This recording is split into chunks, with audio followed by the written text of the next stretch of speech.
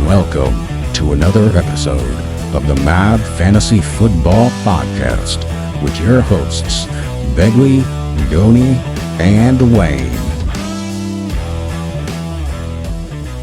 What is up, Mad Mob? It is Q&A time again, where you come at us with many much Q's, and we come back firing off all the A's. Gentlemen, how you doing?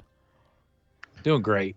Doing great. We got a birthday party for Begley's daughter this weekend. Yeah, Slip and slides. Fun stuff. He's got a lot of work to do. A lot of work to do, man. I've also got a lot of saving to do to save up for this water bill I'm about to have. Yeah, I'm not jealous of you. Listen, gentlemen, guess what? When this podcast releases, there are no more months without football. Let's go. I feel like this offseason flew by.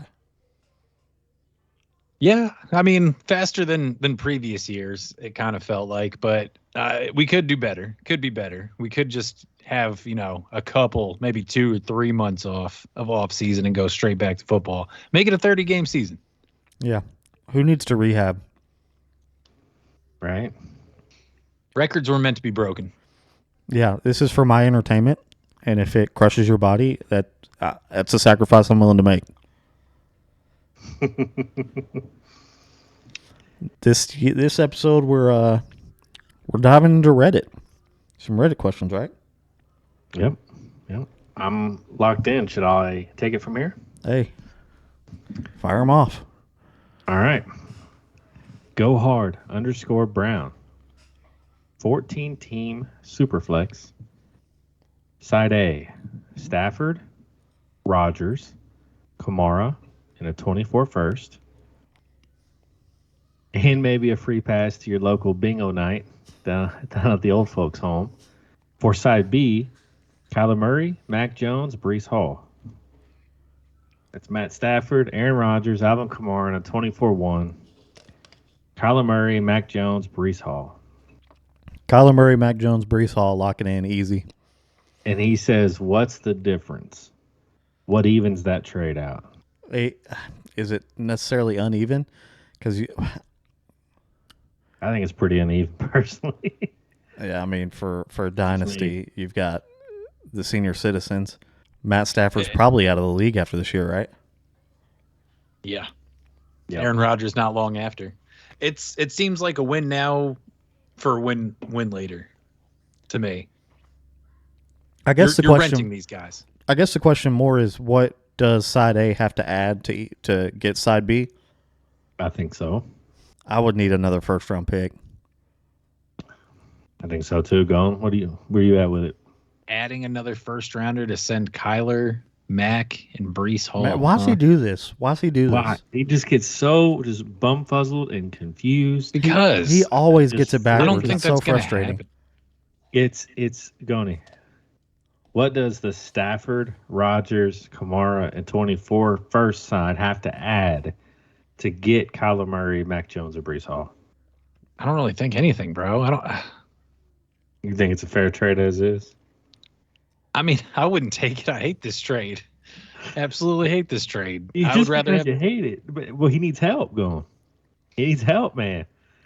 What would make you not hate it, man? Lord have mercy. I'm trying. Nobody offered it to you. I'm trying to throw darts. I'm trying to throw A darts at the bullseye, and Goni's over here just crumpling up the A's and throwing them in the trash can. Man, Gone's about ready to send this guy a hate message. Lord have mercy. Hey, you give us the cues, we give you the crap. Wayne's the only one that'll come out on the air here and tell anyone that their team sucks. So I'll just leave that at that. I don't know. It'd have to be another young player. Another young player or first-round pick, sure. I just don't know as far as caliber-wise. You're talking what, like wide receiver 3-ish? Young? That's fair. Because we're talking a 14 team here. So Breece's value is pretty high. So Rashad Bateman gets it done. I think only you think he's a wide receiver 3, man. I just throwing names, man. Stop throwing that one, man. Put it back in the bag. Put it back in the quiver. All right, moving on. Wayne, I'm going to start with you since Gone is just openly hostile to these poor folk. Ream Rock, 10-team, half PPR, Superflex. J.K. Dobbins and Zach Charbonnet for Jonathan Taylor. 10-team, half PPR, Superflex, J.K. Dobbins and Zach Charbonnet for Jonathan Taylor. No. Wait. Yeah. He's got it backwards. He always does I this. thought it was a package. Crap. He's so stupid. I hate my life. Side A, J.K. Dobbins and Zach Charbonnet. Side B, Jonathan Taylor. I'm taking side B. I'm You're taking not giving up on him yet. We've seen Go what on. he can do.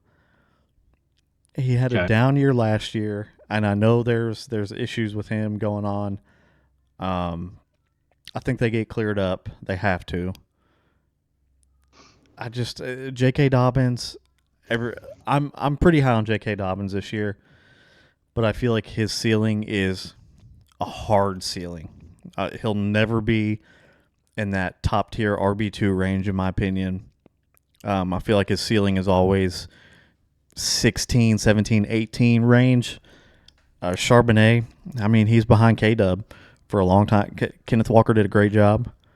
I don't see him coming out and taking a job or taking a lot. I mean, he'll be an RBBC for a while. Give me the guy that has an unlimited ceiling that you can get cheap now. Goni? Taking side A, man. We're coming to the end of this contract for Jonathan Taylor. We were just talking about Cam Akers before off the air. And Jonathan Taylor's just one of those guys that he's gonna want to get paid. Colts ain't gonna pay him. He's already in this contract dispute now. He may or may not hold out. I don't think he's really gonna hold out. I'm not necessarily pushing it there, but I don't know if he's gonna be a Colt after that. I feel like it's gonna get really ugly next year when he's in the final year of his deal. And if he moves elsewhere, I mean, Beggs, you talk about it all the time, man. You don't love guys that are going on to their second contract. I'd rather have Charbonnet, who's on the first, his first deal. He's just happy to be in the league. You're not going to see him be disgruntled by any means for at least 3 years.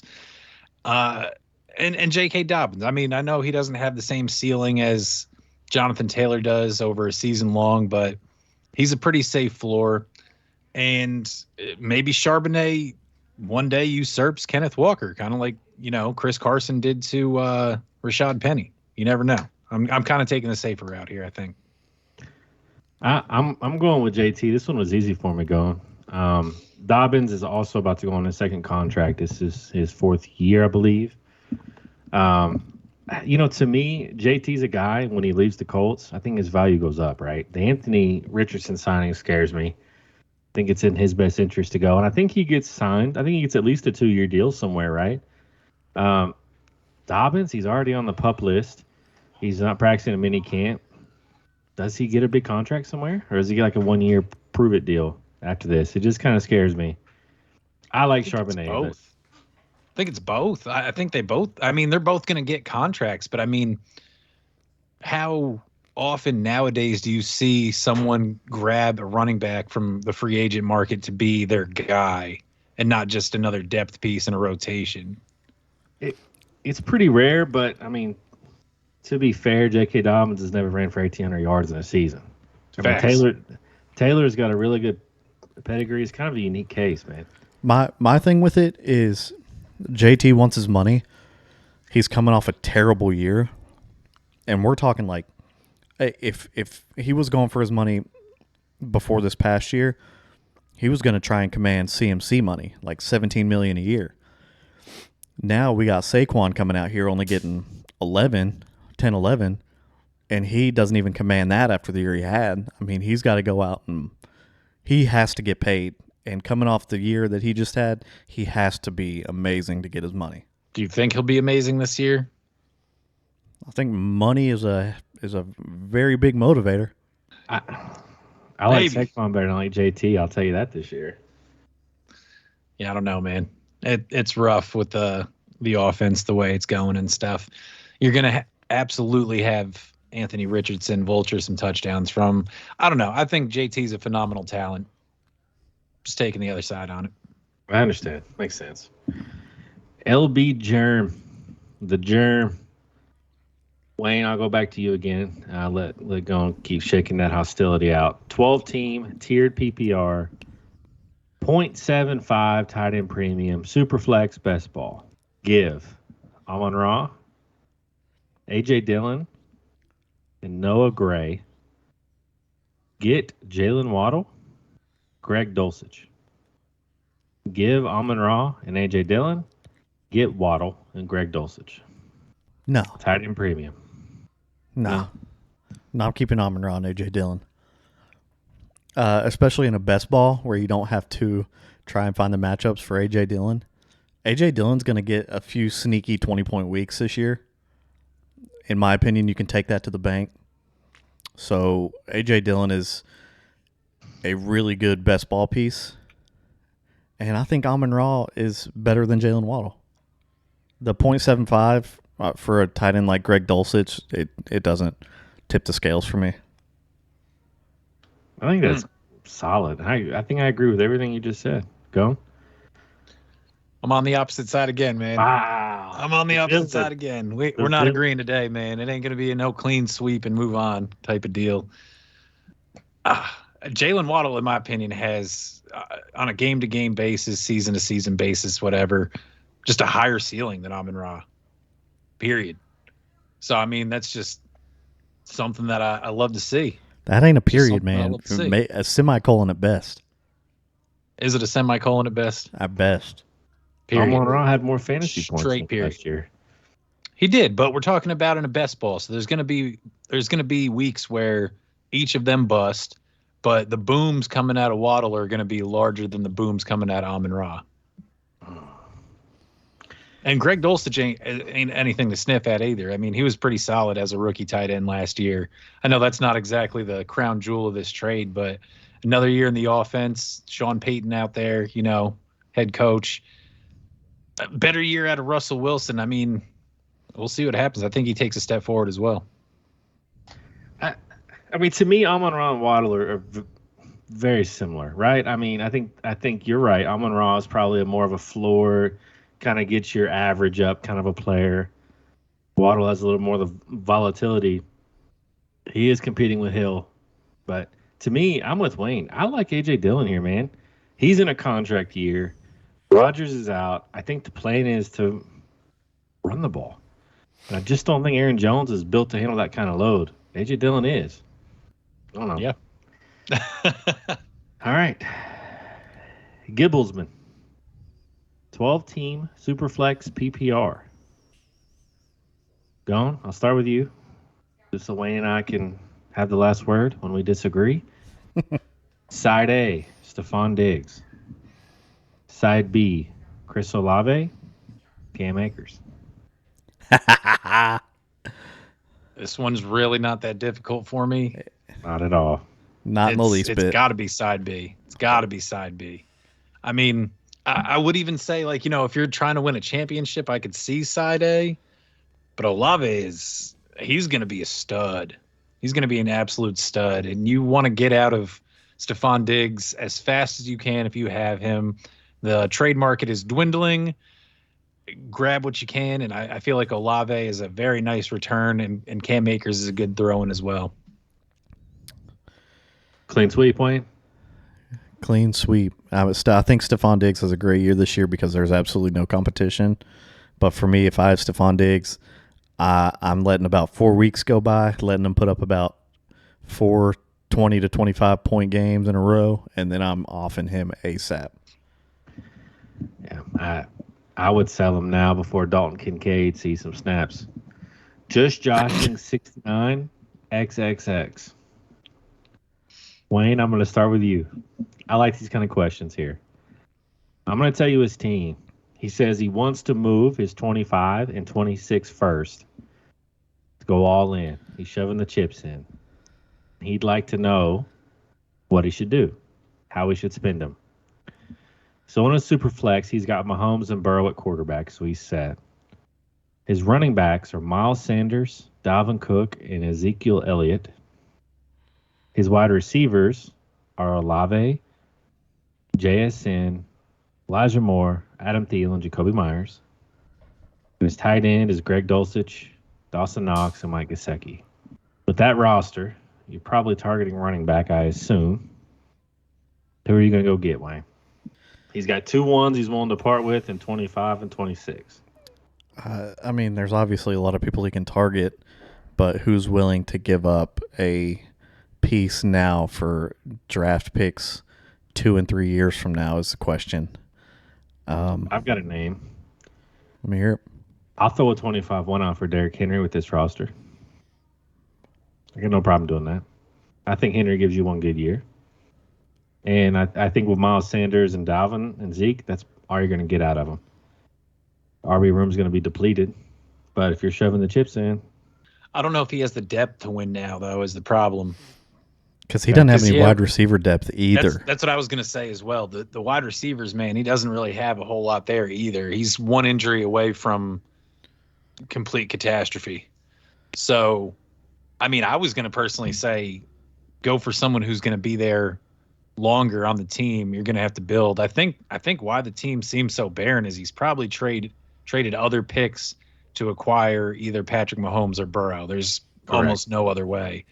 Burrow. So I was going to say maybe like you have to go after guys that are still young but might be considered like damaged goods. Maybe like a Najee, maybe like a DeAndre Swift, maybe like the running back market is just so hard. It's very difficult. Or hang on to him because you're building around Joe Burrow and Patrick Mahomes, and they could very easily have another great 8 years of productivity for you.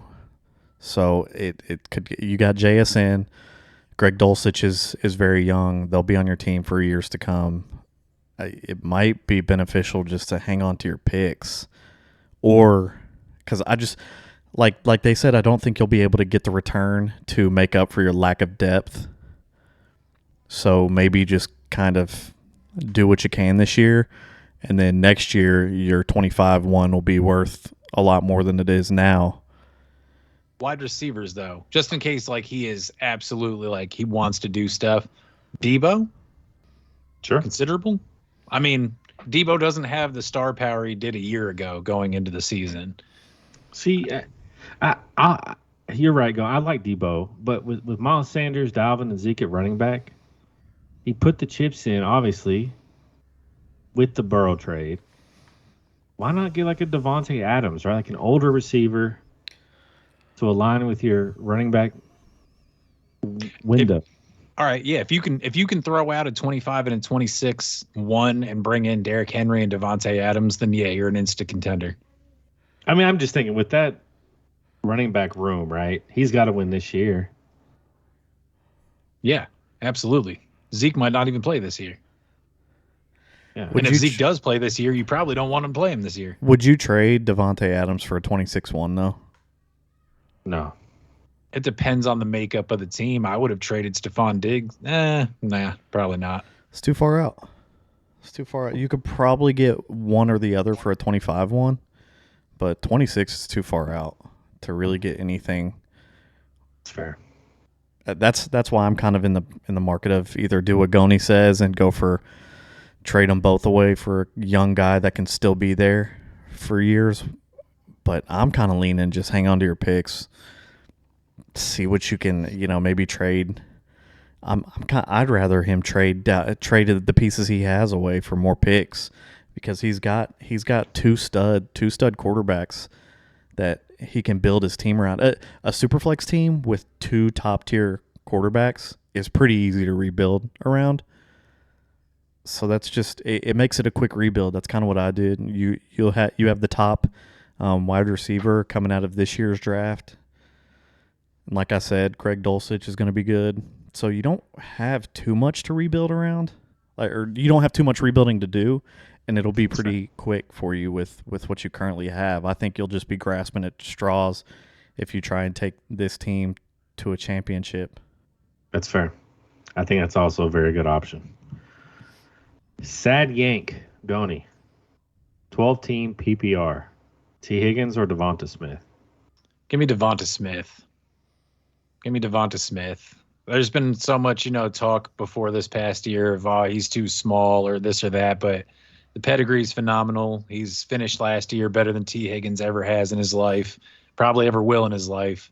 We've talked about T. Higgins numerous times on the show, and he's got a hard ceiling. He's got a hard ceiling. He may or may not be attached to Joe Burrow next year. That's only a downgrade for him, regardless of him being the 1. Sure, Devonta Smith is the 2, but we've seen last year that Jalen Hurts will still feed him. He has a bunch of blow-up games. He gets pretty consistent in there, too. So I like him. Devonta Smith. Wayne? I'm taking Devonta Smith not only because we've seen a hard ceiling out of T. Higgins, but Tyler Boyd is coming out as one of the best 3s out there. So when you got a 3 like that nipping at your heels, then that's just more people to take away from what you're getting. Yeah, Devonta for me too. It's not close. ASAP Chop, Wayne. 12-team PPR Superflex.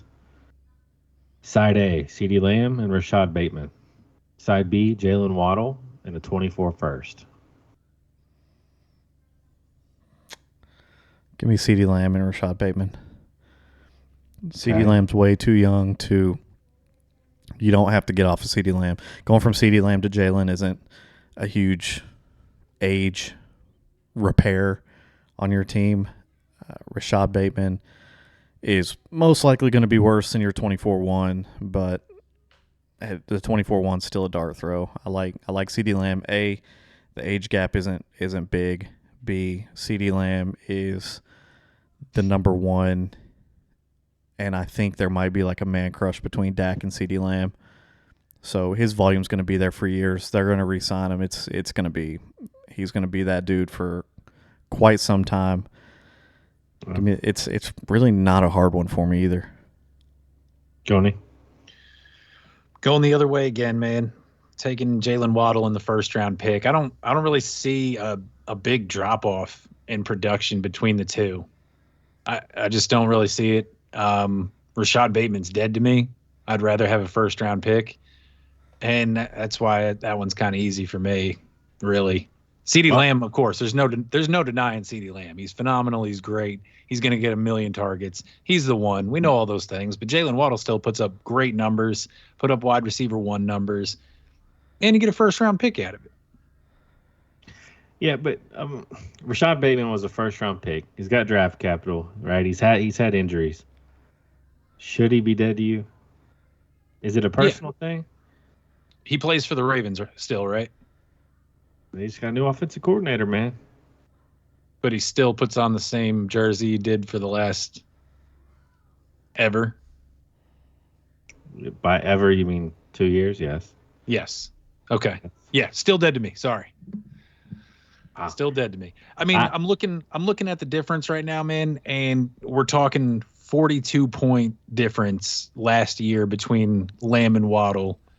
And I mean, Lamb had 32 more receptions, 3 yards, 1 touchdown. What about targets? Targets? I'm sure he had a lot more targets. I don't have the targets up right now. That's what matters, right? Opportunity, the chance to create fantasy points. He had many more targets. He had 39 more. Yeah. On top of that,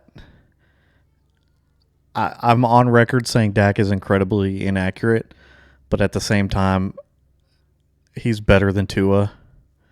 And Tua's brain got turned to absolute mush this past year. I mean, if he gets sacked, you never know if he's getting back up after a sack or if he's got to go out. I won't hear that out of you, man. You're always talking about, don't let injuries take into account and everything. It's just you can't apply that here.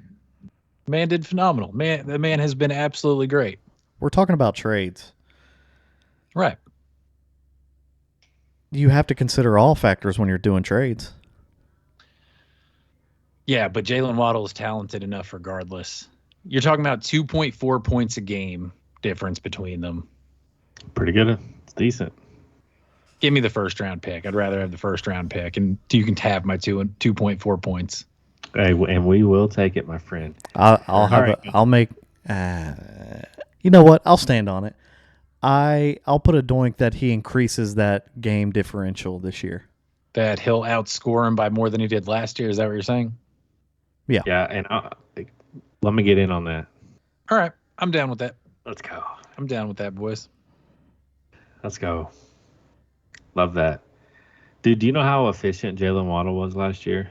He was scary efficient. If he does that again, he might be the best receiver in the history of football. He might be, man. He might be. But that's what I was screaming from the heavens at the beginning of the year last year, is that he would not be getting short passes anymore. The targets were going down and the yardage was going up. You called that. You were right. You know how efficient Ceedee Lamb was last year? How efficient? Not really efficient. He just got volumed all to death. Just volume to death, boy. He did. But Brandon Cooks is in town now, man. They don't have Michael Gallup. They don't have Michael Gallup anymore. They paid Brandon Cooks. That don't scare me in the least bit. Shut this pod down. Hey, whatever, bro. If you'd have said that before I made the doink, I might have given you 100 points. Man, holy cow. I can still get 100 points from me if you want. Nah, it's too late. All right, let's get through. We just got a couple more here. Wayne, while Goni touches the doink ledger, the doctor Steve J, Jameson Williams or Christian Watson? Jameson Williams. And why? And I feel gross about it. Really? I'm just not a Jordan Love guy. I don't believe in him. I don't have faith in him. We have a very small sample size for him, but it's not a very good one. Christian Watson is the one in Green Bay. Ain't no way I'm thinking Christian Watson's going to dominate the number one DBs throughout the whole year. It's just not going to happen. Jameson Williams is the 2. Amon-Ra is going to be taking the 1. Even if the talent level is similar, one's going against the top DBs and one's going against the 2. And one's got a better quarterback, one's got a worse quarterback. Give me that one. Fair. Go on. I need you to repeat it. I'm still putting these in here, man. Jameson Williams or Christian Watson? This year or forever? It's a dynasty thread, go on. Sorry, these are all dynasty questions. Doing a doink for this year. You could see where the confusion came from, sir. I don't see it. Yeah. Give me Jameson Williams. I put 100 points in there, by the way, Wayne. Thanks for that. Give me Jameson Williams. He just has the better pedigree all around, I think. He's a knucklehead, sure, but I think when he gets on the field, man, he can be pretty good. He's also got Amon-Ra on the field with him to have defenses, kind of look away from him. Christian Watson, to me, is just a big play threat. And that's it, man. You throw bombs down to him, and that's it. They might hit, they might not hit. He had a solid 5-game stretch where he was phenomenal, and everyone's ready to give him the world, crown him as a wide receiver 1. Yeah, fair enough. I agree. Give me Jameson. All right, 2 more. Wayne, looks like Goni's still brimmed down. Tennisell, 10-team Superflex PPR. I like this one. Judy and Treylon Burks or Amon-Ra? I got to pick one of the 3. No. Side A, Jerry Judy and Treylon Burks. Side B, Amon-Ra. I will take. You know where he's going. I don't know why he's thinking about it. I'm a gambler, man. I like to gamble. I'm going to pull this slot machine and hope that I get straight 7s. I'm banking on Sean Payton getting that offense figured out. Give me Jerry Judy. Give me Treylon Burks. Because I think Jerry Judy, if they get this all figured out, can be fringe WR1. Treylon Burks, he could be a very solid flex play. Goni? Treylon Burks ain't going to be no flex play this year, that's for sure, bro. The villain. Absolutely not. Absolutely not. And another thing, you ain't never played slots in your life, bro. Get out of here with that. 777s. Man, whatever, dude. He's on the craps table rolling them dice. He ain't at no slot machine. Absolutely. Come on, Bill. Give it to me the hard ways. I will. Give me the hard ways. Let me get that yo. $5 yo. I will do tip of the cap though, man. I feel like that's against the grain for you. Usually I feel like you take the more surefire thing, but I like to see you calling your shot. I think Jerry Judy's going to be great as well. I really do, but I got to take Amon-Ra, man. He's proven it time and time and time again. and it's just hard. He's a possession guy. He gets peppered with targets all the time. Jameson Williams doesn't scare me from that whenever he comes back. I'll agree. I don't think That's all. Jameson Williams eats into his productivity. Bags, where you at? Yeah, this one's tight, man. You guys know I love Judy and I love Burks a lot. I think Burks is a wide receiver too, fantasy. I agree with y'all. I think Judy can. His range of outcomes is like wide receiver 10 to wide receiver 24 this year for me. I just don't really know. What scares me is Russ just looked bad last year. And I know the team sucked. I know the Lions sucked. But, God, he looked terrible, man. I'm going to take on Monroe. I'm going to play more conservative. I respect Wayne's his gamble. I think he could pay off here, but I would take the conservative route, take on Monroe Brown. All right, last one. We're going to end it on our Reddit hot spicy question of the day, sponsored by Cholula. Goni, Stona Hill, 10-team, 2 quarterback, 2 flex. Side A, Rashad Penny in the 108, which he projects out to be Quentin Johnston or Addison. Or side B, Ayuk. Rashad Penny and either Quentin Johnston or Addison or Brandon Ayuk. I just traded for Brandon Ayuk this year. I like him. I traded for him in multiple leagues. One of them was just to do whatever I could possibly do to get out from under Dalvin Cook. I literally would have taken almost anything to get rid of Dalvin Cook, and this was before he got released. But I'm going to take the Rashad Penny in the 108 side and really, really hope that Quentin Johnston falls to me there. I like him a lot. I think he's going to be very good. He's got the frame. He's got the measurables for the Chargers offense to be a solid outside wide receiver, great passing offense.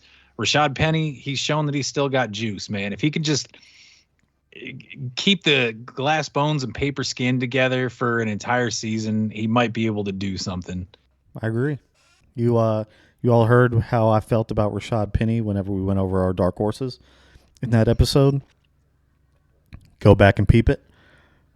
He was really efficient whenever he was on the field before he got hurt. So if he stays healthy, I'm all in with that. I am also a Quentin Johnston truther.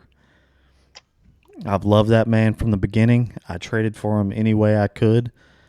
I think his ceiling, he's got kind of a low ceiling this year with Keenan Allen and Mike Williams. Keenan Allen's out the door.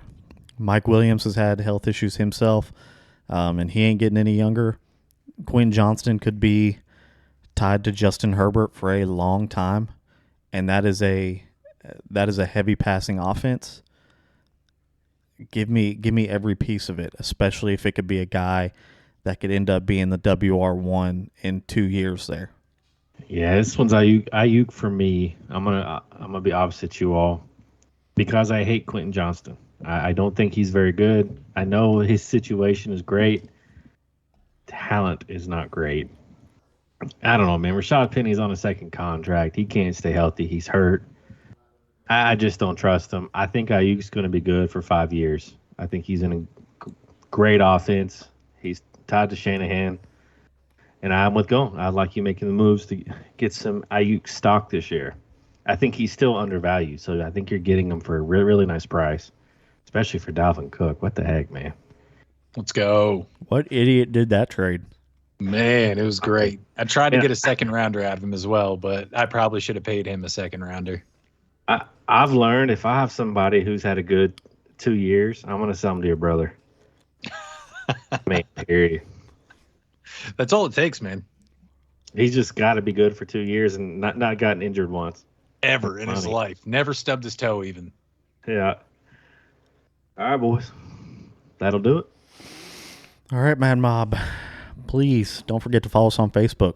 We will be back posting our last episode of the Dark Horse Bust Lock series with the West.